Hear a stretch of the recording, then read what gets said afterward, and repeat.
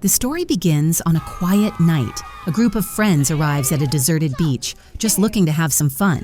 As they laugh and hang out, they notice a strange, oversized object buried in the sand. Curious and in high spirits, they start teasing it, joking around, but in the process, they end up damaging it. They have no idea what it is or what it's holding inside. After a night full of laughter and partying, they eventually fall asleep in their cars. As dawn breaks and sunlight fills the sky one by one, they begin to wake up.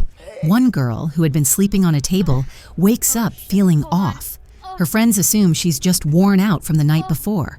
At the same time, another girl spots a bird on the sand. Everything looks normal until suddenly the sand swallows the bird whole.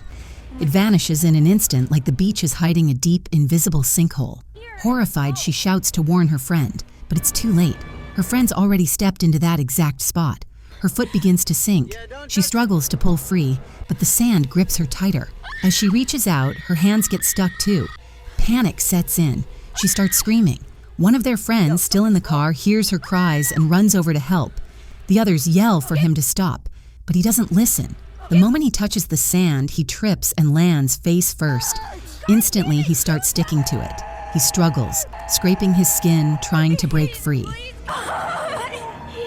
Baby, no! No, God! Someone tosses him a rope, but he's too weak to grab it. In seconds, he's gone. What the hell? Somebody want to tell me what the just happened? You saw! Panic takes over. The group scrambles to escape.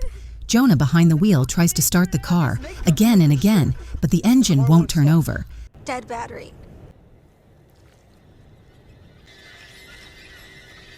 Suddenly, a heavy-set man in the trunk stirs and begins to move. Gilbert, don't move! This is not a joke, Gilbert, man! stop! His friends shout, "Don't move. The sand will get you too." But he's confused.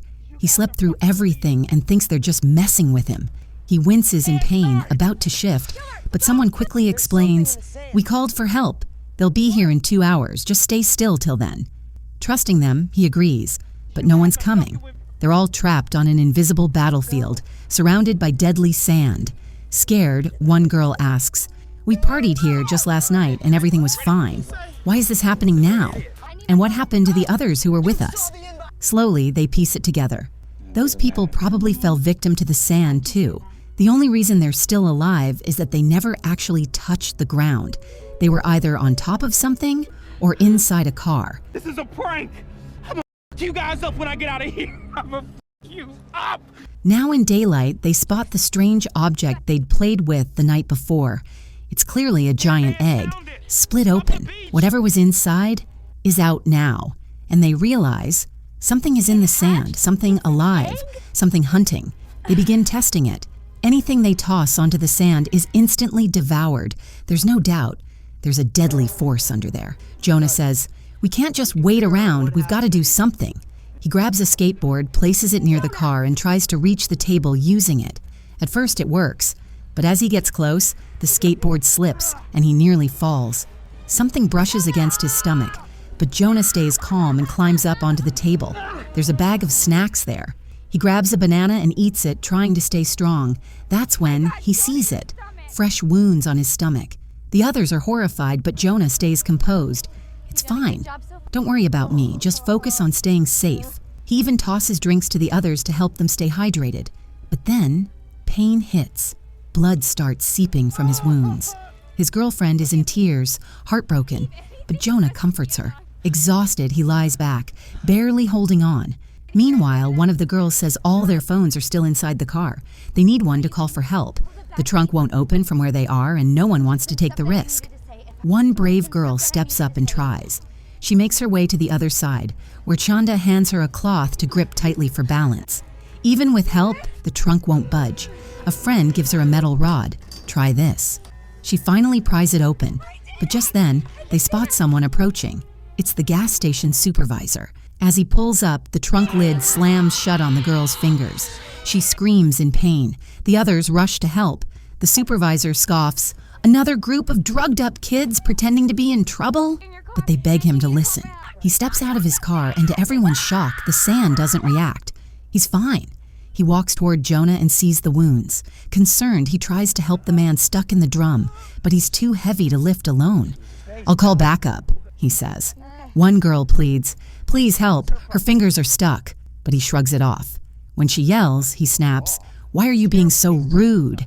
She screams back, "Can't you see we're in danger? The sand swallowed 2 of our friends." But he doesn't buy it. "I'm standing here, and I'm fine. You can come down too." When no one does, he loses it, pulls out a gun. Just then, his keys fall into the sand. They all scream, "Don't touch it!" But he does, and instantly the sand grabs his hand. Panicking, he sprays pepper spray at the sand. It doesn't help. Blood gushes from his arm as the sand pulls him under. Jonah's girlfriend leaps down, grabs the spray, and tries to help. But it's too late. The sand consumes him completely. Inside the car, Jonah's girlfriend talks with another girl. They realize the supervisor survived at first because of his thick, fiber-soled boots. A boy suggests, "Throw me a towel, we'll wrap our feet and walk out." They toss it, but he loses his balance and tumbles down. As soon as he hits the ground, thick, root-like tentacles shoot out from the sand. They grab him, drain his blood, and pull him under. The others watch, frozen. Chanda covers her ears, sobbing. A friend holds her, whispering, "We'll be okay." Another girl leaps from the cabin to the car and slaps Chanda. Angry the whole trip was her idea, but they work together to free the girl's crushed fingers. Jonah's girlfriend wraps them with a towel. Meanwhile, the man stuck in the drum is in agony. His body is swollen. Blood drips onto the sand, and the tentacles react. The girls try to figure out a way to reach Jonah. Chanda goes first. The injured girl tells her friend, "Go now. Blood's dripping from my hand. If it touches the sand, we're done." Jonah's girlfriend reaches him safely, but the other girl loses her balance as a drop hits the ground. The sand shifts. She falls and is swallowed alive. The man in the drum is next. His bleeding increases. Tentacles rise, sensing the blood. Chanda wraps her feet in a towel and carefully walks toward the supervisor's car. The man in the drum sees her and begs for help, but the tentacles have already reached him. They coil tightly and drag him under. The creature, now even stronger, sends its tentacles to the supervisor's car. They slam into it violently. Chanda falls, hits her head, and blacks out. Now only Jonah's girlfriend is left. Everyone else is either gone or unconscious. Night falls. She shakes with fear. Hours later, Chanda wakes up. Somehow she manages to inflate an air mattress, reach Jonah, and get him to the car. Jonah's girlfriend follows, but as she tries to enter, the tentacles slam the car door shut. Then something shocking happens. The tentacles begin glowing with eerie, colorful light. But Jonah's girlfriend doesn't give up. She climbs onto the roof, grabs a can of gasoline, and pours it everywhere, on the car, on the creature, then sets it all on fire. Flames burst.